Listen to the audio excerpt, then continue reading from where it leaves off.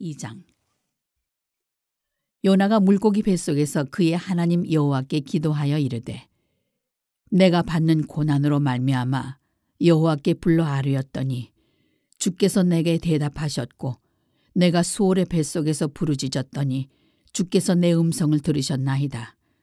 주께서 나를 깊음 속 바다 가운데에 던지셨으므로 큰 물이 나를 둘렀고 주의 파도와 큰 물결이 다 내 위에 넘쳤나이다. 내가 말하기를 내가 주의 목전에서 쫓겨났을지라도 다시 주의 성전을 바라보겠다 하였나이다. 물이 나를 영혼까지 둘러싸우며 깊음이 나를 에워싸고 바다풀이 내 머리를 감쌌나이다. 내가 산의 뿌리까지 내려가 싸우며 땅이 그 빗장으로 나를 오래도록 막아 싸우나 나의 하나님 여호와여 주께서 내 생명을 구덩이에서 건지셨나이다. 내 영혼이 내 속에서 피곤할 때 내가 여호와를 생각하였더니 내 기도가 주께 이르러 싸우며 주의 성전에 미쳤나이다. 거짓되고 헛된 것을 숭상하는 모든 자는 자기에게 베푸신 은혜를 버렸사오나 나는 감사하는 목소리로 주께 제사를 드리며 나의 서원을 주께 갚겠나이다. 구원은 여호와께 속하였나이다 하니라. 여호와께서 그 물고기에게 말씀하시매 요나를 육지에 토하니라. 오늘도 이런 새벽에 주님 품에 잘 나오셨습니다. 뭐든지 정성이 중요한 겁니다. 정성. 하나님이 이 새벽을 깨우는 여러분의 정성을 보시고 응답하여 주실 줄로 믿습니다.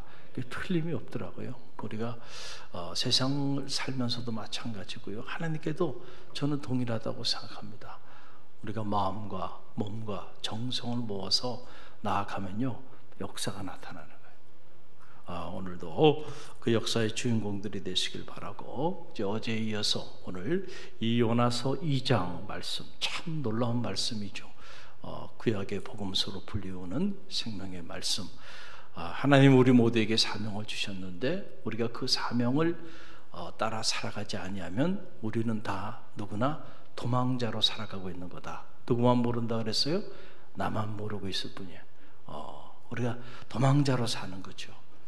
다시 수록하고 있는 거기 때문에 여호와의 낯을 피하여 내 뜻을 따라 살아가는 삶, 하나님의 뜻을 내려놓고 그 삶은 사실은 도망자의 삶이고 그런 도망자의 삶의 자리에는 반드시 큰 인생의 풍랑이 일어나게 돼 있다는 거예요. 이건 변하지 않는 영적인 원리죠. 그래서 요나가 인생의 큰 풍랑을 맞이하게 됐어요. 그래도 요나를 통해서 배우는 것은 늦었지만 인생의 큰 풍랑을 만났을 때 그가 깨달은 거죠. 할렐루야. 그래서 그 고난의 때, 위기의 때에 요나가 하나님께 부르짖으며 기도합니다. 여러분 그 기도의 내용이 오늘 이 요나서 2장의 말씀이에요. 보면 몇 가지 이렇게 나눠서 말씀을 묵상하면 요나가 그래요. 내가 부르짖었더니 그 고난 속에서 그 고통 속에서 그 인생의 큰 풍랑을 맞이했을 때 하나님 앞에 부르짖었더니 하나님이 내게 응답하셨다는 거죠. 여러분 그렇습니다. 부르짖는 자가 응답을 체험하는 거예요. 언제나 기도의 능력을 체험하는 사람은요 다른 사람이 아니에요. 오늘 이 자리에 나오신 분들은 적어도 여러분의 인생을 살면서 기도의 능력을 체험한 분들입니다. 그렇지 않고는 이 자리에 나올 수가 없다니까요. 그 기도의 능력을 체험한 사람은 위기를 만나면 기도의 자리에 찾아 나오게 돼 있어요. 살 길이 어디 있음을 알기 때문에. 할렐루야. 그러나 위기를 만나도 기도의 자리에 나오지 못하는 사람은 아직까지 신앙생활을 했어도 실제로 기도의 능력을 한 번도 체험해 본 적이 없는 거예요. 그래서 그걸 악순환이라 그래요. 한 번도 그 능력을 체험하지 못했기 때문에 살 길이 기도에 있음을 알지 못해요. 그러니까 계속 신앙생활을 하면서도 기도의 자리를 사모하지 못하는 거예요. 그러나 기도의 능력을 체험한 사람들은요 여러분 위기를 만나면 바로 기도의 자리로 나온다니까요. 할렐루야. 이걸 선순환이라 그래요. 저는 바로 여러분이 어차피 신앙생활 하는데 선순환적 신앙생활을 하는 성도들이 되시기를 간절히 바랍니다. 요나의 일생을 다 들여다보지는 않았지만 그래도 요나가 위기를 경험했을 때 그 고난의 삶의 자리 속에서 여호와께 부르짖으며 기도한 모습을 보면서 그래도 우리가 요나에게 그냥 돌을 던질 수는 없겠구나. 그래도 이 인물은 그래도 기도의 능력을 체험했던 그런 하나님의 사람이었음을 알게 되는 거예요. 할렐루야. 그래서 기도하는 겁니다. 여러분께서 1절로 2절 말씀 보세요. 함께 읽어봅니다.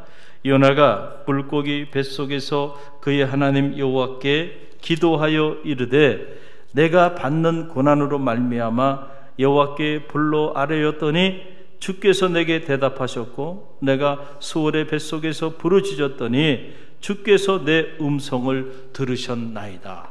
아멘. 참 어떻게 보면은 우리가 요나서 2장 1절 2절 말씀을 우리가 그냥 쉽게 이렇게 읽어 내려갈 수 있지만 그러나 여러분 이 장면이 쉬운 장면이 아니에요. 제가 사역을 해보니까 그렇더군요. 고난을 당한다고 누구나 부르짖으며 하나님 앞에 기도하는 건 아니더군요. 기도의 능력, 그 기도의 능력을 실제로 믿는 자들만이 기도의 자리로 나오는 거죠. 목사님, 제가 스케줄이 얼마나 바쁜 줄 아세요? 여러분 스케줄이 바쁘면 바쁠수록 기도하셔야 합니다. 할렐루야. 제가 중요한 일들이 얼마나 많은지 아세요? 그런 문제 다 해결된 다음에 제가 기도할게요. 아니죠. 중요한 일들이 있으면 있을수록 그래서 먼저 기도보다 앞서면 안 되는 거 아닐까요? 선택을 잘해야 돼요. 선택과 집중이에요. 한번 잘못된 선택이 운명을 결정하는 거예요. 그래서 하나님의 지혜를 구하는 것이 중요하다. 살 길이 하나님께 있음을 요나는 알았어요. 그래서 요나가 기도했습니다. 여호와께 요나가 기도하였는데 그 기도에 하나님께서 뭐라고 응답하여 주셨어요. 내가 받는 고난으로 말미암아 여호와께 불러 아뢰었더니 내게 대답하셨고 내가 수월의 뱃속에서 부르짖었더니 주께서 내 음성을 들으셨나이다. 너는 내게 부르짖으라. 내가 내게 응답하겠고 내가 알지 못하는 크고 은밀한 일을 내가 내게 보이리라. 할렐루야. 고난 속에서 요나는 하나님 앞에 부르짖었어요. 그때 하나님이 그의 기도를 들으시고 응답하여 주셨다는. 그러니까 고난이 요나에게는 유익이 되는 사건이에요. 할렐루야. 오히려 고난 때문에 기도의 능력을 체험하게 되고 고난 때문에 하나님의 살아계심을 체험하게 됐어요. 그래서 성도가 당하는 모든 고난은 다 이유가 있는 거예요. 할렐루야. 그래서 고난 가운데서도 불평하거나 원망하지 마시고 고난 가운데 우리가 행해야 되는 첫 번째 행위는 다른 게 아니죠. 요나처럼 하나님 앞에 부르짖으며 기도하는 일이에요. 우리의 작은 신음소리에도 응답하신 하나님 반드시 응답하여 주실 줄로 믿습니다.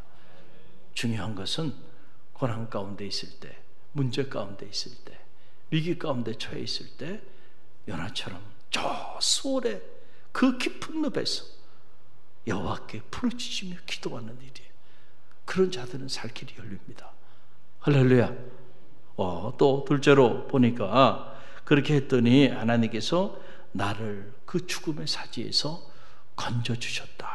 요나의 간증입니다. 여러분 6절로 7절의 말씀이죠. 함께 읽어봅니다. 6절 7절. 내가 산의 뿌리까지 내려가사오며 땅이 그 빗길로 나를 오래도록 막아싸우니 나의 하나님 여호와여 주께서 내 생명을 구덩이에서 건지셨나이다. 내 영혼이 내 속에서 피곤할 때에 내가 여호와를 생각하였더니 내 기도가 주께 이르렀사오며 주의 성전에 미쳤나이다. 아멘. 참 요나를 통해서 배웁니다. 그렇구나. 하나님께서 모든 사람들을 그 수월에서 건져주시는 것은 아니고 요나처럼 위기 가운데 처해 있을 때 하나님을 생각하는 사람. 할렐루야. 참 이게 중요해요. 생각이라는 거 눈에 보이지 않아요. 모양도 없고 냄새도 없어요.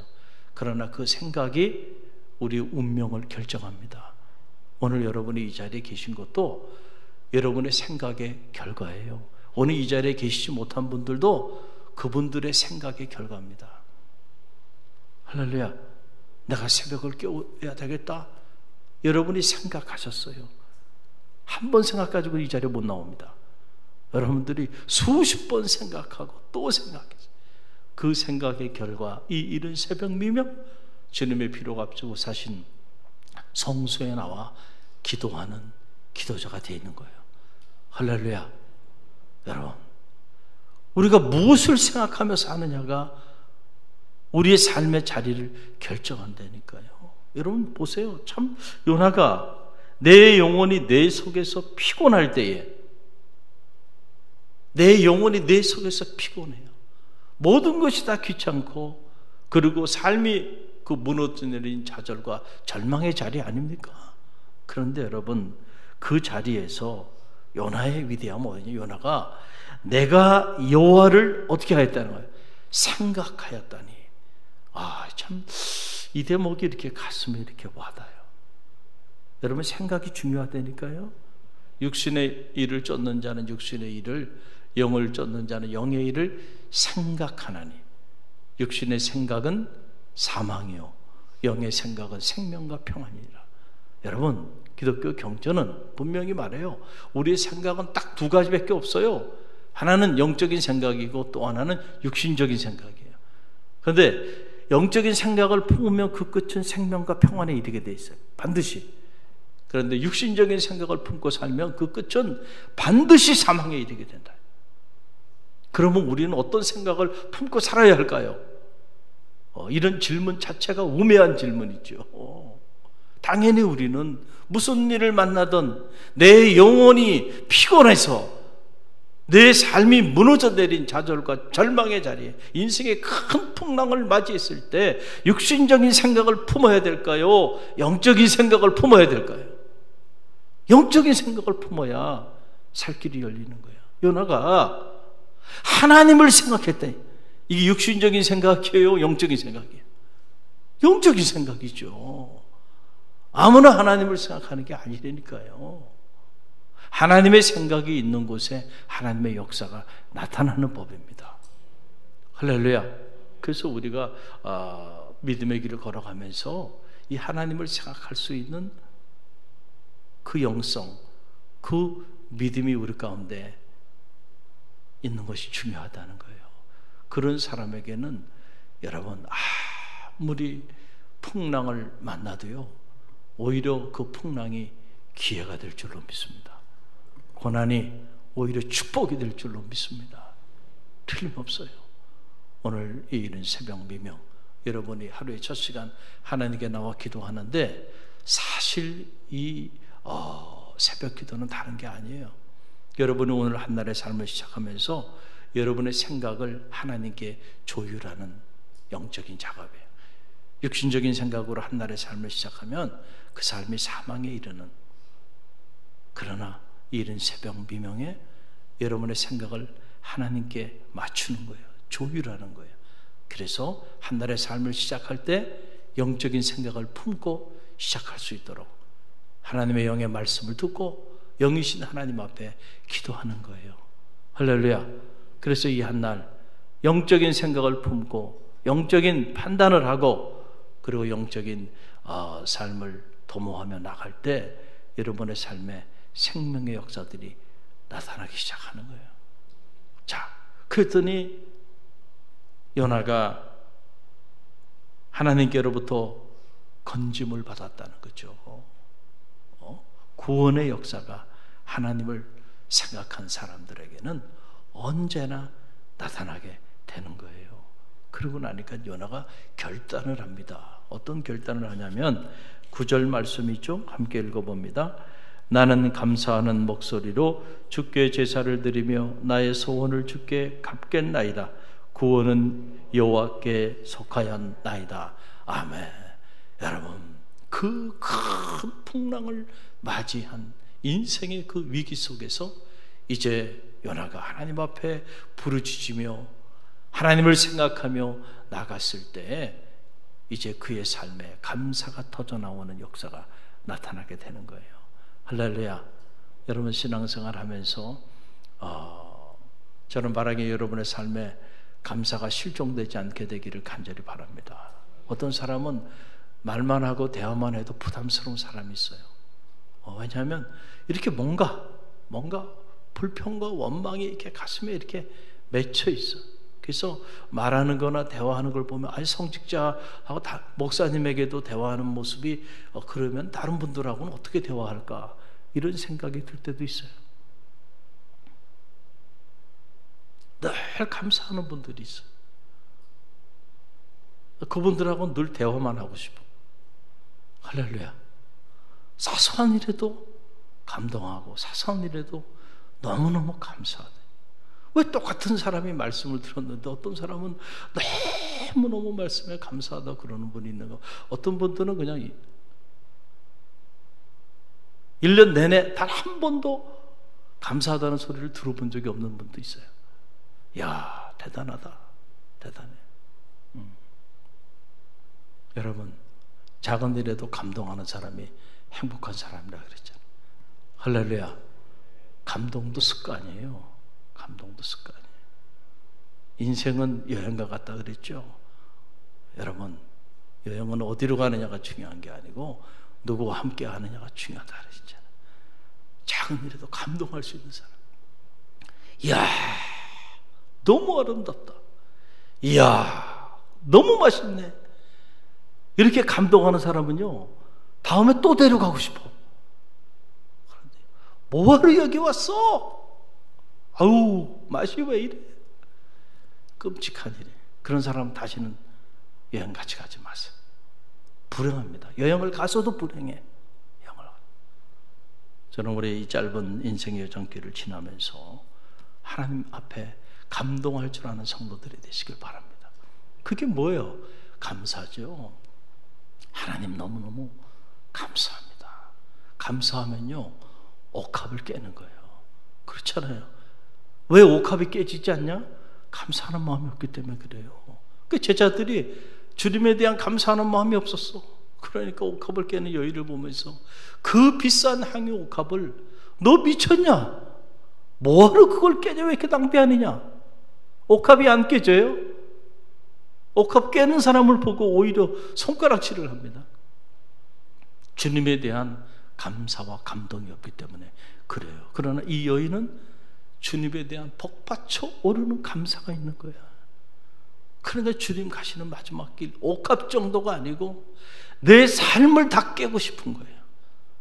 할렐루야. 할렐루야. 우리가 신앙생활 하면서요, 옥합이 깨져야 합니다. 옥합이 깨져야 돼. 그래야 정말 주님을 만난 사람들이야. 아직도 내 옥합 내가 붙잡고 살고 있으면 죄송하지만 아직은 아니야. 옥합이 깨져야 돼. 할렐루야. 그 옥합의 향기가 주님 가는 길을 예비하고 이 일이 복음이 전해지는 곳곳마다 영원히 기억되리라. 할렐루야. 그 깨진 옥합으로 인해서 이 여인이 망하는 게 아니고요, 그 여인의 행위가 영원히 기억되어지는 역사가 나타나게 된다니까요. 참 요나가 말이죠, 큰 풍랑을 만나 바다에 던져진 그 위기 가운데서 물고기 뱃속에서 밤낮 3일을 지내면서 그 고난의 수월의 현장에서 이제 그의 삶에 감사가 터져나오면서 그가 결단을 합니다. 목소리로 주께 제사드리며 나의 소원을 주께 갚건네이다. 구원은 누구에게 속해 있다고요? 하나님께 속해 있나이다. 야, 이게 확신에 찬 간증이 나오는 거죠. 이제 체험적인 신앙, 요나가 결단하는 거예요. 여러분, 우리가 은혜를 받으면 그냥 은혜 받는 것으로 끝나면 안 되고요. 진짜 은혜를 받은 사람은 은혜 받은 대로 삶을 결단합니다. 할렐루야. 네. 근데 은혜는 받았는데 삶은 하나도 안 바뀌었어. 여전히 도망자로 살아가, 여전히 여호와의 낯을 피하여 살아가고 있다고 한다면 이 사람은 제대로 된 은혜를 받은 게 아니에요. 정말로 은혜를 받으면 그때부터 다시스로 행하던 내 인생의 길이 니느웨로 바뀌게 되는 거예요. 할렐루야. 그 사람이 정말 하나님께 속한 사람이에요. 하나님께 정말로 은혜를 받은 사람이에요. 그게 지금 요나의 삶에 변화가 일어나게 되었다. 그래서 요나가 내가 이제는 이렇게 살지 않겠습니다. 내가 결단하는 거야. 내 안에 하나님의 뜻과 내 뜻이 충돌해서 나는 내 뜻을 선택하며 다시스로 도망자로 살았는데 이제는 그렇게 살지 않겠습니다 라고 하는 결단을 갖는 그 감동적인 내용이 이 요나서 2장에 기록되어 있어요. 자, 요나서의 말씀이 놀랍죠? 할렐루야. 아니, 새벽에 나오시는 분들은 복을 많이 받으신 분들이에요. 주일날만 나오시는 분들은 주일날 한 번 말씀을 듣지만 가만히 오늘 새벽에 나오면서 보니까 여러분들은 일주일 내내 생명의 말씀을 공급받잖아요. 그것도 하나님의 피로 값지고 사신 성전에서. 그러니까 여러분 주일이 몇 번이야 이게. 축복을 많이 받으셨음을 믿으시길 바랍니다. 오늘도 말씀을 주신 하나님 앞에 감사하세요. 그리고 이 말씀 붙잡고 여러분들이 기도하며 나가시길 바랍니다. 어떤 어려움이 있든지 어떤 풍랑이 있든지 염려하지 말고요, 요나처럼 부르짖으며 기도하세요. 반드시 하나님께서 여러분의 그 부르짖는 기도에 응답